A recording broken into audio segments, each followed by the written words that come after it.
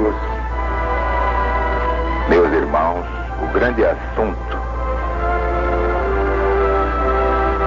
o grande objetivo do meu livro Mensagem de Jesus para os Sobreviventes é a volta do Cristo de Deus ao planeta que fundou por ordem de Deus. Que tudo está na Bíblia. E já fiz notar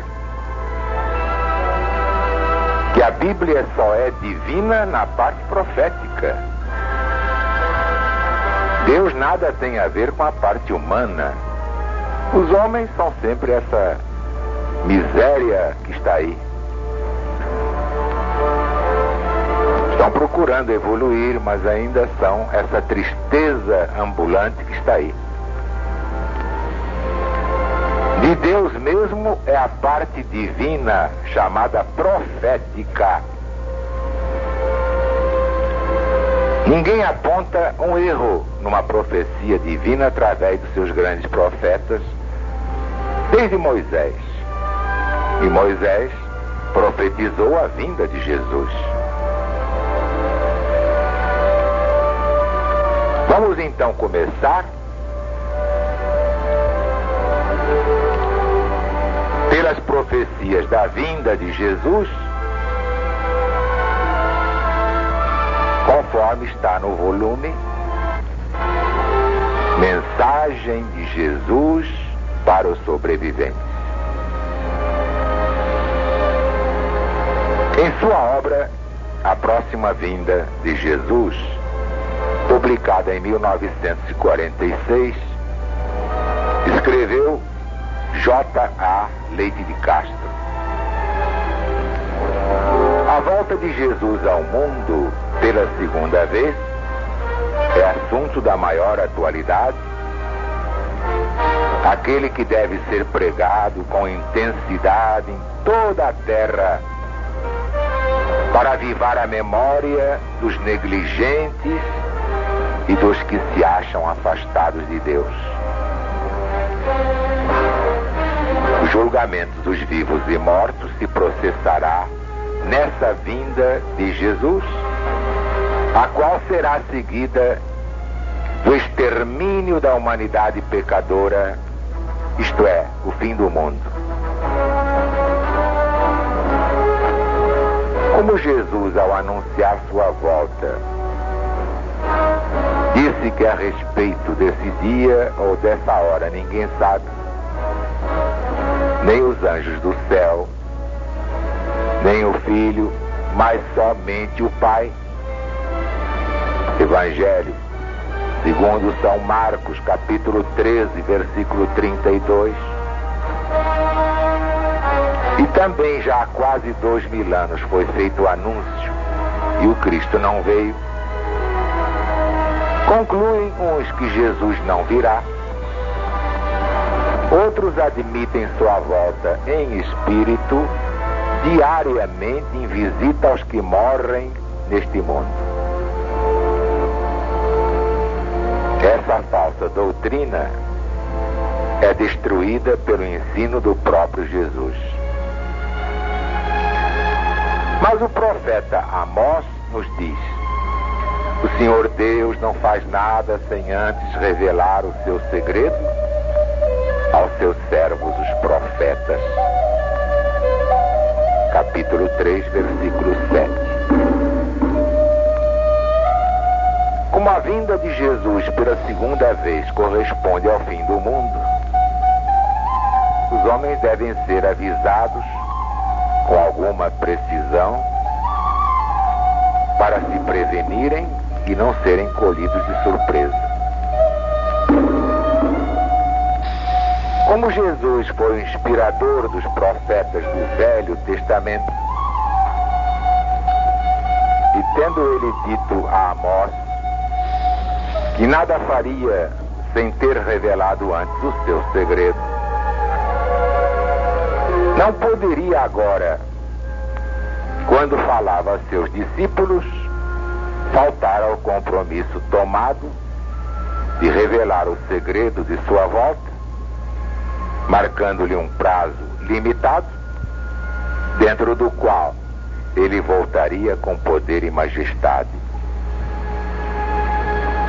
Esse prazo limitado é o que Jesus menciona, dizendo a seus discípulos que os sinais seriam vistos e depois de passado algum tempo, ele voltaria, isto é, viria pela segunda vez. Giovanni Papini escreve: ninguém, diz Jesus, pode dizer o dia da sua volta. Mas se Jesus não anunciou o dia, revelou as coisas que devem acontecer antes desse dia. Estamos de pleno acordo com a opinião de Papini. A volta de Jesus será no próximo ano de 1950. Assim termina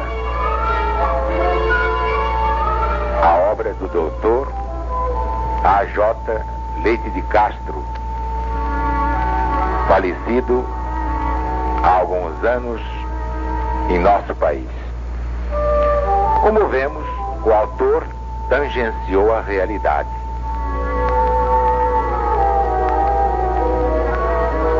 Em 1950, exatamente a 1º de janeiro, dia da confraternização dos povos, veio a este mundo a Legião da Boa Vontade. E a LBV é o novo nome de Jesus. Quanto aos salvos, que diz o Divino Mestre? Convém reler a oração de Jesus ao Pai, no capítulo 17 do seu Evangelho segundo São João, que eu sintetizei para as joias do bom pensamento. Pai, é chegada a hora.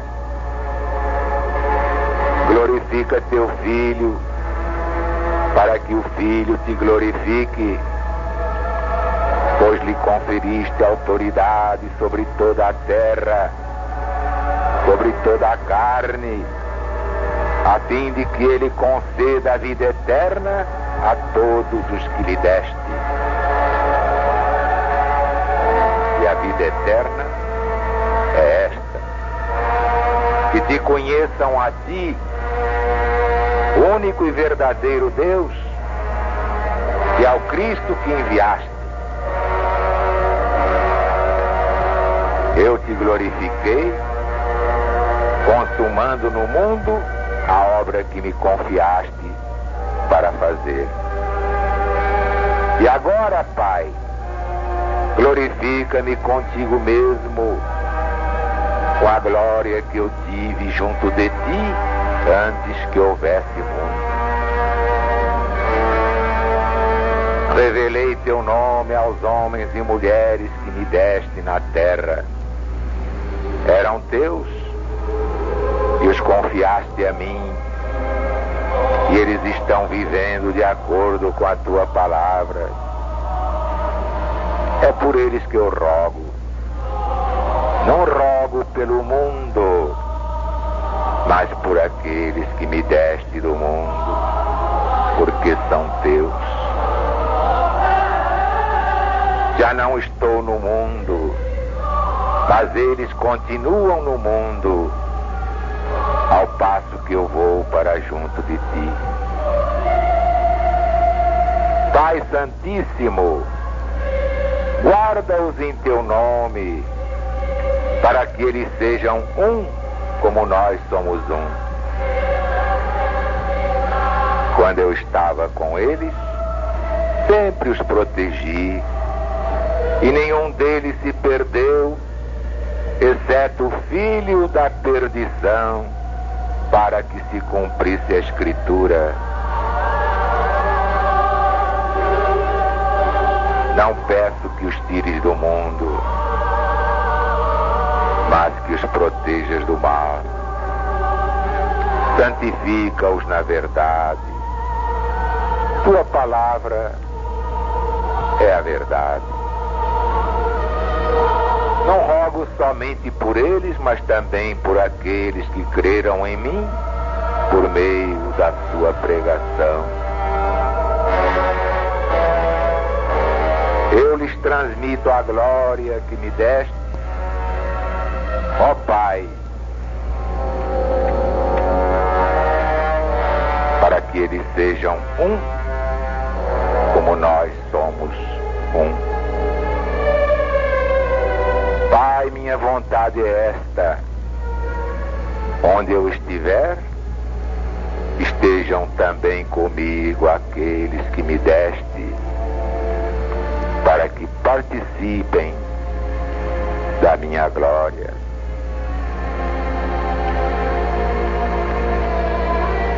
Irmãos legionários prestaram atenção para que se cumprisse a Escritura, isto é, a profecia da traição de Judas, que nela está. Pois que é que temos de ver em primeiro lugar? Em primeiro lugar, o Apocalipse de Jesus segundo São João, porque explica o motivo pelo qual Jesus falou assim. No versículo 10 do capítulo 19, temos a chave. O testemunho do Cristo é o espírito de profecia.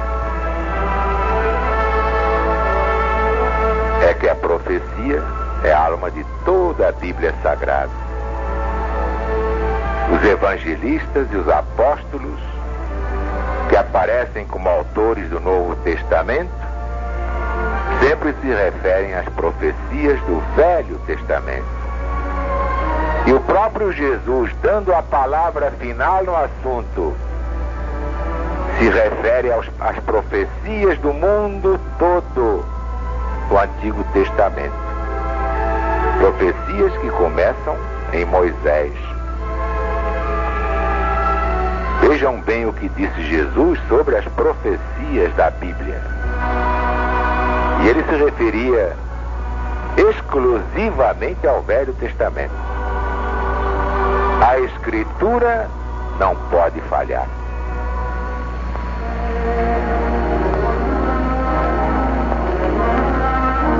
Ora, as profecias cumpridas à risca são a prova da origem divina da Bíblia. Daí as expressões dos autores sagrados do Novo Testamento. Como afirmou o profeta, como está escrito, para se cumprir a Escritura. O próprio Jesus disse, falando de Isaías: hoje se cumpre em mim esta profecia.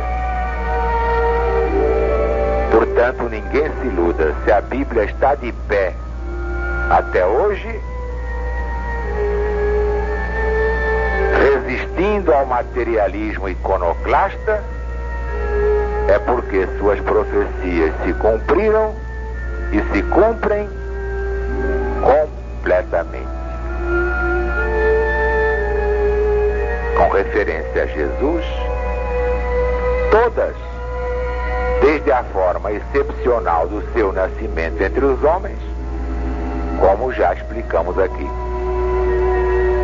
As profecias do fim do ciclo também se estão cumprindo com espantosa exatidão.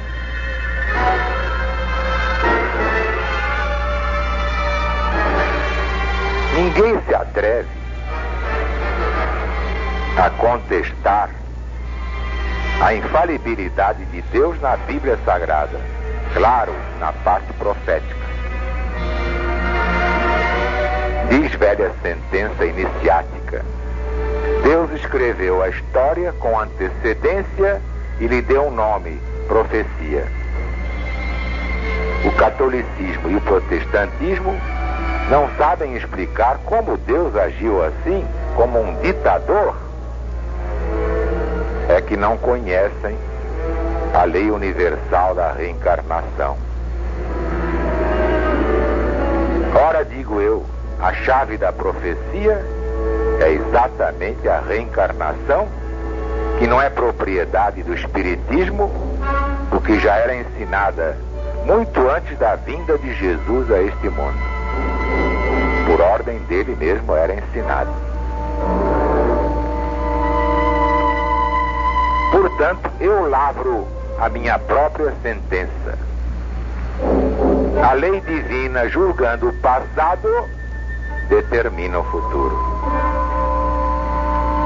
Futuro de cada criatura humana. Futuro de cada povo ou nação. A semeadura é livre porque Deus respeita o livre-arbítrio de cada um. Mas a colheita é obrigatória. Cada um, homem, povo ou nação, recebe os frutos bons ou maus da sua semeadura própria. Como diz Jesus no Apocalipse, a cada qual de acordo com suas obras. E é por isso que para os verdadeiros intérpretes da Bíblia, o futuro é um livro aberto. E diante dos fatos consumados, em que situação ficam aqueles que se orgulham de ignorar a Bíblia? Isso explica o desígnio divino da quarta revelação. Ora, espiritismo sem Bíblia seria um corpo sem alma. Advertiu Allan Kardec: a Bíblia está certa, errados estão aqueles que não a sabem interpretar. Os erros da Bíblia são consequência natural do estado evolutivo dos seus autores. Exemplo, Paulo de Tarso, fariseu, filho de fariseu, trouxe do judaísmo para o cristianismo ensinos que se opõem aos do próprio Jesus. Mas são erros pessoais, e nem eram erros para a maioria na época em que foram escritos. Mas essa é a parte humana da Bíblia. Deus não tem nada com isso. LBV já esmiuçou tudo isso quando tratou de alma e espírito, espíritos de luz entre o bem e o mal, Adão e Eva, o casamento de Caim e tantas outras coisas que o materialismo dialético rejeita na sua concepção de história. Ora, tudo isso explica a necessidade das revelações progressivas, cuja finalidade, traçada pelo próprio Jesus, é corrigir, atualizar a parte humana da Bíblia Sagrada. Portanto, com todos os seus erros, de origem exclusivamente humana, a Bíblia continua certa, como demonstra a doutrina do céu da LBV. Continuaremos o estudo diário das 21 chaves, até que todos compreendam quando Jesus voltará. Que a paz de Deus esteja com todos. Deus está presente.